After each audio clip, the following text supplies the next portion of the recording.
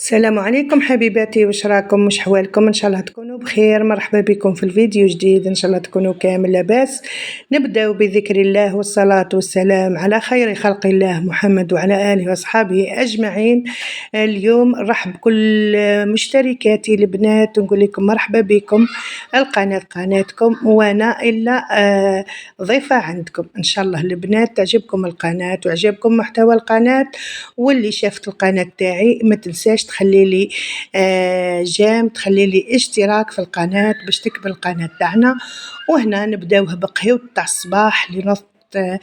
كنت شربت شوي حليب البنات ما صورتش معاكم، ومن بعد رحت هنا للقهوة اللي راح نحل بها عينيا على الصباح. البنات كي نشرب القهوة نحس عينيا تحلو.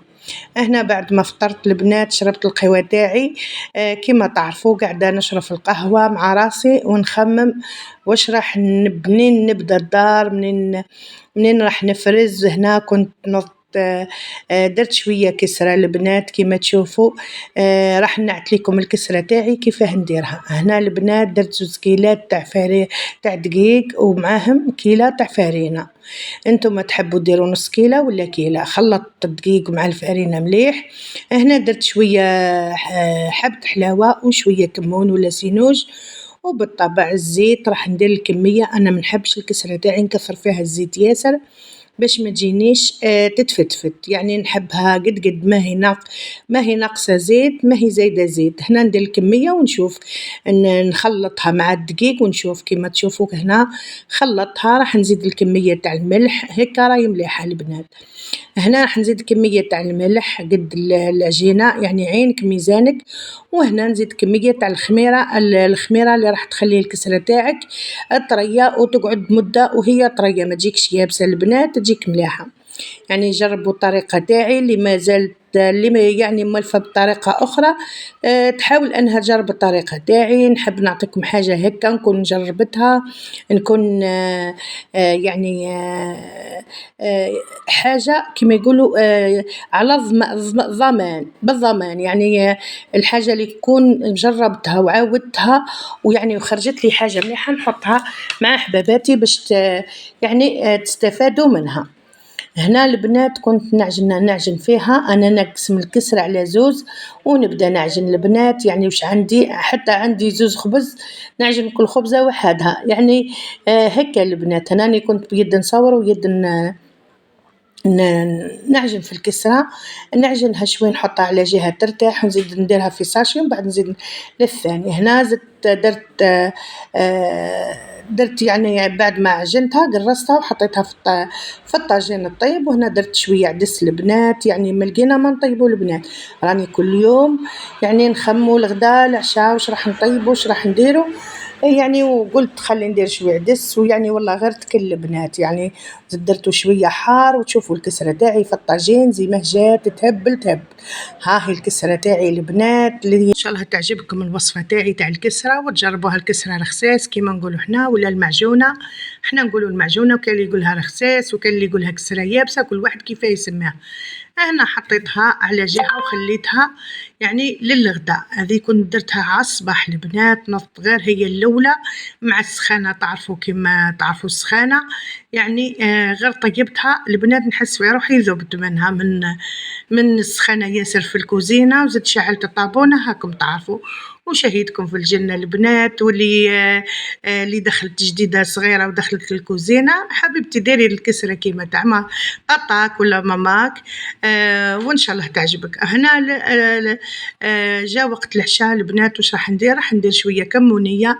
يعني الطريقة تاعي بسيطة جدا. طيب هذا أو ماهوش علم ولا معتمد على وصفة واحدة، يعني كل واحد كيفاه يطيب وكل واحد كيفاه معتمد على الطياب تاعو.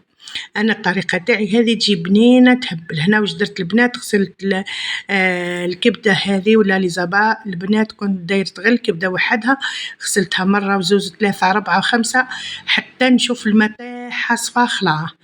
هنا زدت عاودت الغسله الثانيه والثالثه، درت شوي خل درت شوي ملح خليته ترنخ في الملح والخل باش تنحانا هاك الريحة تاع الدجاج. البنات كيما تعرفوا كي تشرو الدجاج تجي فيه واحد الريحة هكا، وانا نعفها البنات وليت درتها في كيما تشوفوا ندير الخل كي تعود عندي القارص ندير القارص يعني باش تنحى هاك الريحة. يعني كل واحد كيفاه يغسلها، يغسل الدجاج كامل. كان الزوج جاب لي شويه كبده هكا وزاد جاب لي دجاجه غسلتها ثانيتك حتى هي قرضتها، وهنا كنت رنختها شويه في الماء باش نزيد نغسلها حتى هي. بعد ما كملت غسلت الكبده زدت رجعت للدجاجه، كنت قرضتها يعني طروفه نحيت الزدر وحده. انا دائما الزدر نحيه وحده. درك تشوفوا الوصفه الجايه البنات راح نعطي لكم الزدر واش درت به. وهنا شوفوا البنات نحيت هذيك الماء عودته مرتين ثلاثه، ومن بعد زدت درت معاه الخل.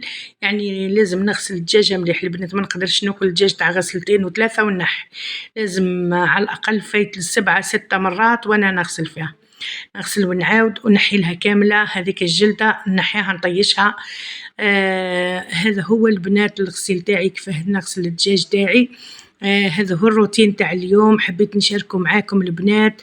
حبيت نكون دخلت لكم لدياركم كما يقولوا بالطاقة الإيجابية، بالهنا إن شاء الله الكل وحدة راهي تتفرج فيا، ونقول لك ربي ينولك واش في بالك. واللي ما زلت مشتركتش البنات نقول لك اشتركوا وفعلي الجرس باش يلحقك كل ما هو جديد. هنا بعد ما غسلت الكبده تاعي راح نحطها في مقله، نحطها فوق يعني الطابونه ولا فوق الكوزينيير، ونحطها حتى تشيح خلاه البنات. ومن بعد نجي ندير لي زيبيس. انا واش درت هنا؟ درت لفاح، درت شويه فلفل لكح وشويه كمون وملح. هذا هم لي زيبيس اللي عندي في الدار. انتم عندكم راس الحانوت وسكان جبير وهذم كامل قد ما تلوحوا يجيكم بنين. هنا خليتهم تمرقوا مليح في لي زيبيس هذم كدخلوا ليهم. ومن بعد زدت كميه تاع الزيت ودرت عراس المغرف طماطم مصبره. زدت ولا تحبوا ديروا حبه يعني ترابوها وتحطوها ثانيتك تجي مليحه.